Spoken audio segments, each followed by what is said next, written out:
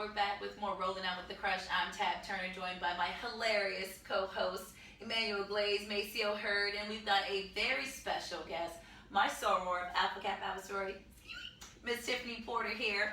Tiffany, thanks again for joining us again for segment 2. Thanks for having me. So, thank you. But anyways, I say she's a special guest for many reasons. For one, she's a criminal defense attorney, and she's also a NFL sports agent.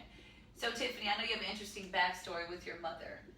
She helped somewhat guide you into this career that you have. Tell us a little bit more about that and how that happened. Yes, growing up, my mother was in and out of prison, and I was raised by my great-grandmother and grandmother. And so seeing my mother in and out of the system really made me want to be on the other side of that. And I wanted to see how I could help not only people like my mother, but also the children. Because I think a lot of people always think about the people in prison. They don't understand the effects of the family and the family unit. So for me, I mean, probably at the age of 7, I said I want to be a lawyer, and I was adamant about it, and that just stuck with me. And my great grandmother was always on me about really holding steadfast to my dreams. Because she did not want me to go down those same roads that that my mother went down, and the choices that she made early on. Picking at the age of 7, that's like a long time to have that focus. But did you ever, at any time during that process, say, maybe lawyer ain't what I want to do? Did you, or was it just straight focus the whole time for you? No, I was straight focused. I mean, I love to sing and dance and act, so I was always in theater and cheerleading and running track. So I had other things that I loved to do, but I always knew that law school and I knew that education would get me up out of the situation that I was in. I knew that, okay, if you want to be a singer or a dancer or an actor, you have to audition for those things, and people have to choose you. Well, when you go to get your degree, you get your degree and you earn it, and no one can take that from me. So it was very important that I went to school and that I was an example for my brother and sisters, because I was the first in my family to go to college and the first to then go on to postgraduate school. My family, of course, calls me the overachiever, but it just really, I stayed the course because I knew how important it was for me to be that example for my family. I had to grow up really quickly, because by the age of 10, I had to step in and help and become a mom. And so for me, I had been in mommy mode since that time, and said, well, I need to go to college, and there are things that I need to do so that I can come back and help take care of my family. At the age of 29, something happened in your life. You had 4 children as a single mother. You were in law school, and you came down with a diagnosis. Tell us a little bit more about that and that process in your life and how you got through it. Well, at 29, I was married and went through a divorce right after law school, and I have four children, and I was diagnosed with breast cancer. And for me, it was such a blow because I had gone through so much before, and I felt that now that I'm done with law school, I'm ready for the next level. I'm finally here, God, and then I get that news. But because of what I went through, I was already a stronger person. This just made me even stronger because I knew that with my faith in God, I could do anything. And I just always knew from the very beginning, I said, God is going to pull me through this. He's going to pull me through this. I'm going to make it out, and I will be a testimony for those young women dealing with this, and young women who are single mothers. I mean, we hear about these foundations and cancer research, but we forget about the families that are affected. And how are they affected financially as well? Because at that time, I'm single, and now I need to get this treatment and have surgery, and who's going to take care of my children? So that was more of a concern for me than the actual diagnosis. I said, well, what are we going to do? I had not really, my business was not where it is today, and I didn't have those things in place. So it was really scary for me, but I had a great support system, and I've been in remission now for 9 years. Very good. It Congratulations. seems like those trials, though, for the business that you're in, all of those tests propelled you to this point, and I can see you going into a room and like, yeah, whatever y'all talking about Right. can't fade me. Right. Let's do it. Absolutely, absolutely. And so I live my life fearless. When people ask me, how do you do this? How are you doing that? You have children and you know, my thing is, if you don't try, you will never succeed in anything. Right. Don't be afraid to fail. I'm not afraid of failing. I will, if I have an idea or something that I want to do, I move forward on it. And if you fail, you get up and try again. And you just keep trying. You know, I won't let anyone knock me down or beat me down, because I've been the lowest of Right. the low. Right. And I know where I came from and where I don't want to be. I hear you talking about inspiring other people and helping other people. So it leads me to my next question. How does an attorney, a criminal defense attorney, turn into a sports agent? Well, for me, I ran track. I was a track and field athlete, and I always wanted to be in the sports arena in some form of fashion. Once going to law school, I said, okay, I'm going to begin my practice doing criminal defense and doing some family law. I did a lot of father's rights law. And I said, the next step for going and still doing sports would be to become an agent, because that's the best of both worlds. I'm an attorney, I know the contract side, and then I know the business side as well. And then I had friends that played in the league while I was still in law school, and they were really always complaining about their agents or complaining about the help that they were not getting. And I said, you know what, I want to come in and be different and give the players something fresh, something new, and be that person that they actually can lean on, and not just be there for a meal ticket and just their contract. So for me, it was about helping these players, and then with my legal knowledge, I'm able to help the players as well. So I was able to kind of build that foundation on the legal side, because they get in trouble, they get speeding tickets.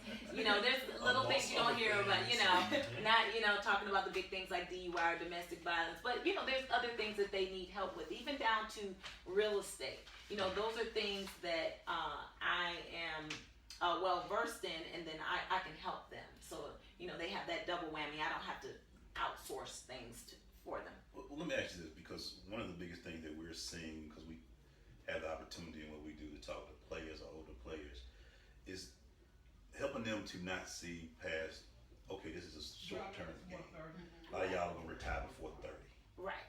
How do you get them, or do you talk to them about life after the game? We talked about that a little bit earlier, but it's so important, because like you say, we see a lot of people who are struggling with money and things of that nature. Being an attorney and being an agent, do you try to work with them to say, I know the game is important to you, but you could be a young man still after the game is over with? Right. So with my agency, we have a separate program called Life After the Game.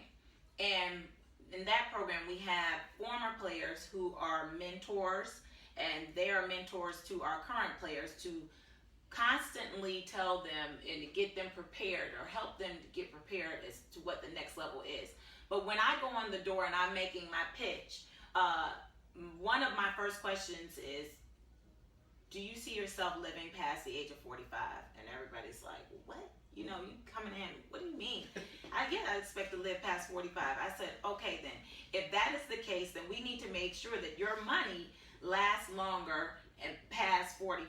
So if you plan on living past 45, how are we going to get things in place so that you're able to still sustain the same lifestyle? And then they're like, oh wow, because you know at 45 you're not going to be playing, right? So let's think about that. And when I go in, I ask about what their other interests are. I think that's what they really like about me, because we already know football. We already know that's what you want to do.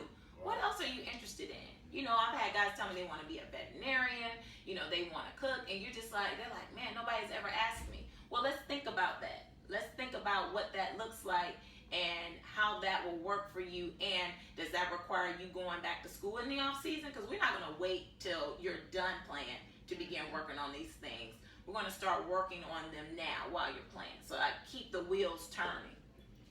I wish that we had more people post-college, because when I graduated from college, I went on to get 2 degrees because I saw the bigger picture. I was like, I'm not going to the WNBA. I don't have 5 knee surgeries. I'm old. I ain't gonna make it. I ain't going to the league.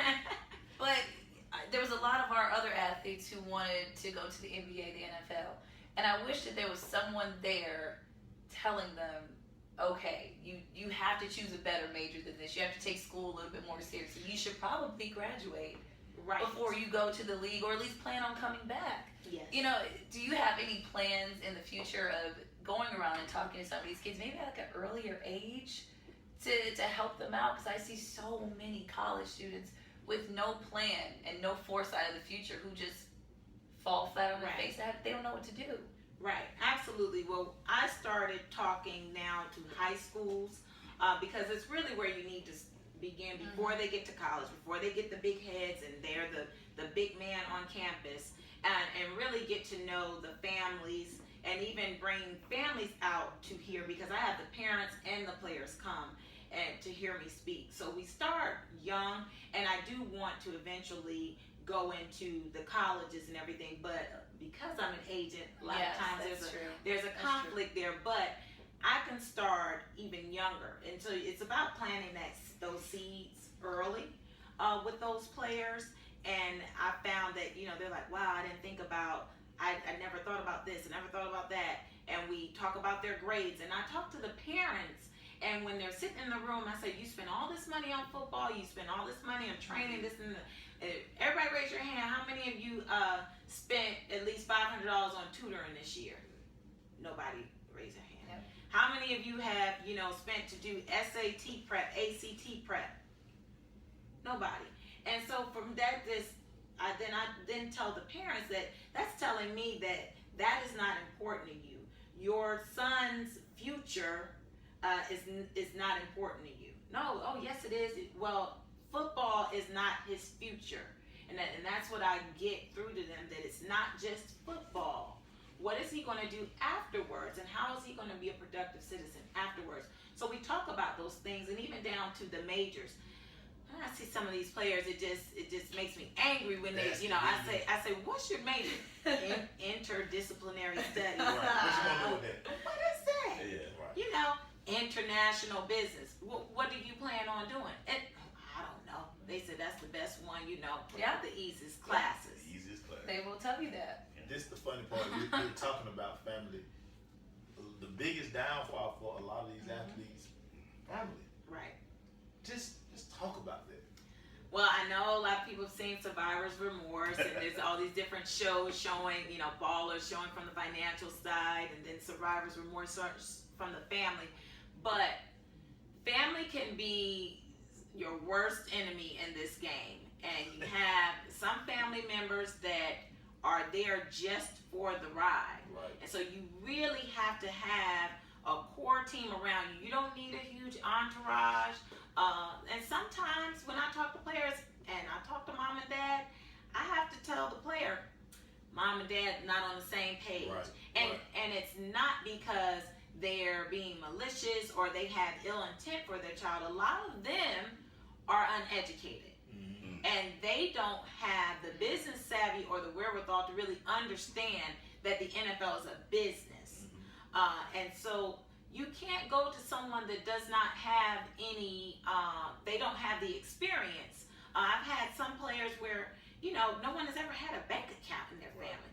Right. So how do you know how to balance a checkbook or to make sure that your your finances are in order if your family has never had to do that? Because they don't understand. Well, this is one thing we always saw. You talk about, you got $1 million. Right. You can't go buy $1 million house. Right. Absolutely. Absolutely. And what we do is we bring financial advisors in that break down everything to your taxes, Right. and if you were on this particular budget, how much money you would spend, and then how much you get at the end. And they're like, well, Tiffany, I had a player, he played, and then, he thought he made all this money. He thought. And then by the time the season was over, he had to go back home. He had to go back home. That ain't fun. Because he had to, and he, thank God, was like, I need to make the team. That was all, I need to be on the next roster to get this next check. And you don't want your players living check to check. They shouldn't. Come on, the amount of money that they're making, it's ridiculous. But when you're my player, and I say my player because I believe that it is my duty to protect you as much as I can. Of course, they are grown, they make their decisions, but I will not have someone come in and get 4 cars, 2 houses, this and that, the $50,000 watches for what? For what? What is that going to do for you later? Now, I understand it, and then you see it when the players come out during the draft. They got on $50,000 watches. What they don't understand is, oh yes, this agency gave me all of this. No, they didn't give you anything. It's your money that you're already spending. And trust me, when you retire, you will wish, you'll be like, man, that $50,000 would be, really good right now. Start adding up. You start adding it up. You start thinking about, man, there's one player paying someone $2,000 a month to pay his bills. Has there ever been a time where you've lost clients because of that? Like, because of your morals? Oh, absolutely. Absolutely. And you know what? As they're interviewing me, I'm interviewing them. So I don't go with everybody that I interview or that wants me to be their agent. We have to be, in order for this relationship to work, because it is a relationship, we have to be on the same page and work together. Mm-hmm. So for me, I am not going to, allow anyone to affect my morals or my judgment or insult my intelligence, and I'm not willing to do things that are going to harm my brand and what I stand for. Because at the end of the day, like I said, I work very hard for what I have. I work very hard for the licenses that I have. And money is not the end all be all. And so I make that clear to them. And sometimes I have to check some of them at times. I'm like, well, we make about the same amount of money. So I'm gonna need you to calm down. Be humble. Right. But is it when you're in this? Is it something? What's the passion behind it for you? Is it the drive to help out the player? Is it just the love of the game? What is it about it to you that makes you get up every day and want to do this type of work? Well, for me, it's both. I mean, I love football. I wanted to play football. They told me I couldn't play. I mean, I got some strong legs. I wanted to play football, and they said you should be a cheerleader. That's the only reason why I got into cheerleading, because I could be as close to the field. But of course, my love for the game, my love for sports, but I also just love seeing the young players from the start and getting into the league and what that means for their family, and helping someone else get to the next level is so refreshing, and it's more rewarding than anything. You being there and being a direct, or being a help in that, a piece of the puzzle, let's say that, to helping someone else get to the next level. And it's not just, of course, football players, but that is the arena that I'm in. And I love that. I love to see them flourish and grow and live out their dreams. So this is a completely not off topic, but it's a question that I just thought of. They say that a lot of our boys, our men especially, just depend on sports. And I know you said for you, education was your way out and you knew that. Right. Do you personally think that a lot of our men, our African American men, rely too much on sports and should do other things, like try to be a doctor, try to be a lawyer, things like that? Like, is it too many? Oh, absolutely. I mean, I think that's in the African American community. As we were talking before about the LeBron James, and we put these players on pedestals, and we they're higher than anybody. You don't see us really glorifying doctors or a lawyer that's making a difference and, you know, helping people out with their civil rights being violated, or you know, engineers or architects. For me, one big thing I noticed was my son, he attends the University of Pennsylvania, and when I told people last year, I said, oh, my son, he's getting ready to go to UPenn. Everyone said, well, what sport does he play? I said, he doesn't play a sport. Right. We're in the Automatically. Ivies, baby. We're in He the doesn't Ivies. play a sport, but why did he have to play a sport to even go there? Well, how did he, you know, how did that happen? Well, because mama stayed on top of him and he got a 4.0 first and foremost. So, you know, just that thinking and that, you know, that level of thinking, well, oh, he had to be playing a sport in order to get into the school. We have to begin to change the way that we think and our mentality coming out. And that starts with parenting and these young parents and really showing them what's important. But right now, of course, it's all about Snapchat, Instagram, and who's posting this, and, you know, and I got money and this, that, and the third. And they don't understand that there's work behind that. You may see these players with these things, but they have to work for where they are, and everybody's not going to get to that level. So what does that mean for you? What does that look like? And that's why I tell the players, you know, at times I tell them how much money I make, because I want to show them that there are other ways to make the same amount of money or close to it, with, you know, following your dreams, other passions. I always would say if Michael Jordan and Barack Obama both walked into a room of us, most of us would go to a Michael Jordan. I don't know. Barack Obama was pretty good. He is, but I'm just talking about but you know. Michael Jordan is Yeah. God. Right. People will Right. fight you in the streets over Mike, and it's Right. like, and it's Well, just I'm fighting over Obama. Yeah, well, some of us do, you know, Right. but we were talking about, just like she was saying, we put sports athletes to a point where you see some of the biggest fights on social media about Kobe and LeBron. Oh, Right. Michael said this, and I'm like, yeah, but what about the doctor and the thing of that nature? And I want to clarify, I don't think anything's wrong with us No. playing sports. Oh, I no. played sports too. Right. Right. But, you know, my mom pushed me to, like, I did a double major. I played 2 different sports. You know, I did a sorority. I pledged. It wasn't just one thing. There's a backup plan. It's more of a vehicle also. Uh-huh. You know, one of the things, because Right. everybody's not going to get to the highest level. Right. Right. But you do have a talent that can pay for your education. Absolutely. That will springboard you. And I think that's what Absolutely. we have to do. Like you were saying, we have to talk to these kids younger. More. Because listen, you're not going, everybody, listen, you're 5'7". 5'7", you're not going, I'm 5'10".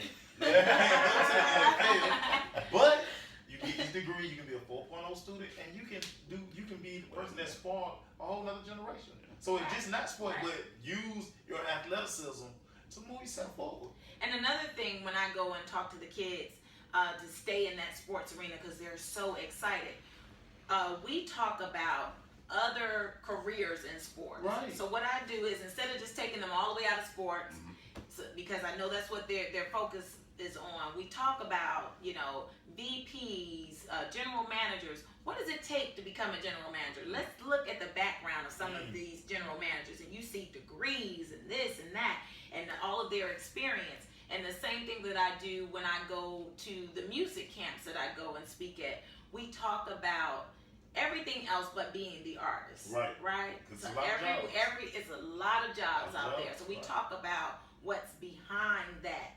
And that's the same thing that I do with sports. Okay, you're interested in sports. You ever thought about sports medicine? You ever thought about, of course, thought about being an agent. But what about being, they have lawyers. You know, you could be their lawyer.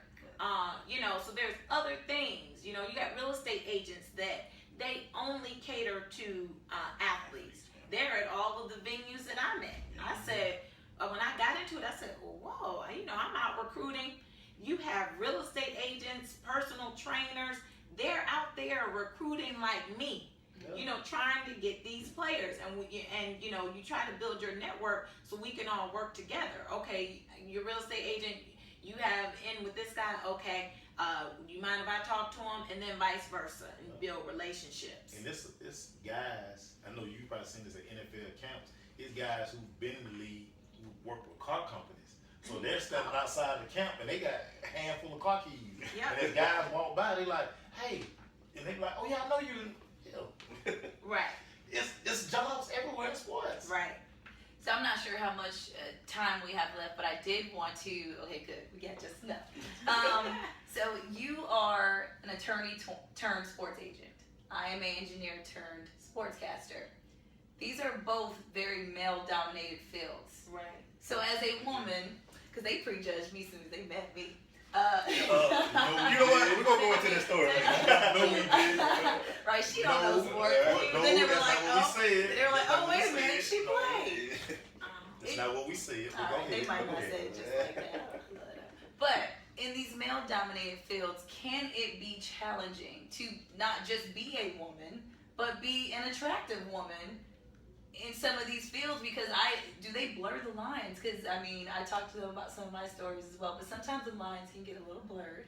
And it's like, how do you respond to some of the advances, or how do you gain respect when it comes to being in male-dominated fields?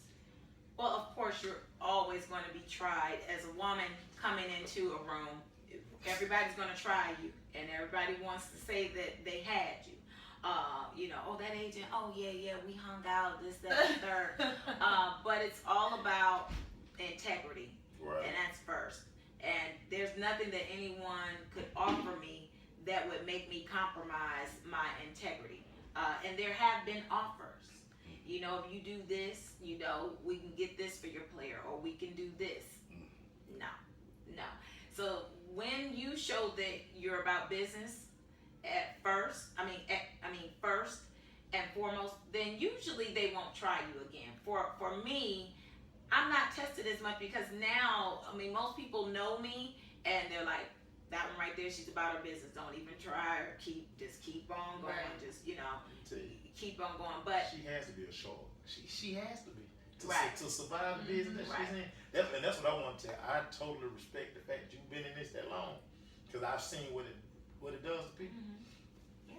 Well, thank you. And I'll say this: for the first time I went to my first NFL combine, we had this mixer, and I went to the mixer, and it was, of course, mostly men. But I walked in, and one of the guys, and I guess he thought he was going to embarrass me. He was like, "Well, who brought their wife?" He was like, "Who are you? Whose girlfriend are you?" And I said, "Well, first of all, you read my credentials. I'm an agent." And he said, "Oh, excuse me." I said, "So I will have a cigar." And then I told him my drink of choice. And I said, "So what are we talking about?" And you have to be able to handle yourself. I do tell people who want to be in this business, male or female, if you are not confident and you are not confident in what you know in yourself, you will be eaten alive. And so for me, I go into a room and I command attention. I pretend like I'm the Beyonce of, agents. Right. I walk in the room, I pretend like the fan is blowing on me and, all eyes on me, and it's like, well, who is she? You want people to come to you and say, well, who are you? What you got going on? Well, hi, by the way, I'm, this part, blah, blah, blah. But I really make sure that I network and I talk to everyone. I'm not scared. But as soon as, some little tricky conversation comes my way, I shut it down immediately. Now, it's up to them to walk away or not talk to me or not give me the information that's needed, but I'm on to the next person. It'll be other people out there that I can get that same information from. Look, I might get judged off this next question. She's a shark. No, she's a shark for sure. Like she better be. Being in that field like we were talking about, and you giving the respect that you got, how do you provide that to other women who want to be in it? Because a lot of people, like you said, it's a male-dominated field, and we talk about even from ownerships to agents to all that. Females do have a place in it, or like we saw with some name guy where he talking about stay in your lane and stuff like that. How do you get to the women and talk to them to make sure that they can also do this? Well, I tell them, this is not for the faint at heart, that, if this is something that you really want, you really have to dive in and give it your all. because there are going to be so many doors that close. But you just, all you need is that one. That one, I look at it, I use it to my advantage. Being one of the few women in the room, you men, y'all like to look. Y'all like to look, y'all want to talk to us. You know, y'all like to feel like you want to help us. So, you know, I may play that damsel in distress, you know, so I can get some information that I need for my player, because everybody wants to help me. Oh, you're a new agent. Oh, let me help you. That was my next question. Yeah. Can I use Sean. Right. See what I'm saying? Yeah. You know, and Sure. I say, absolutely. What happened? Oh, yes. Oh, thank you so much.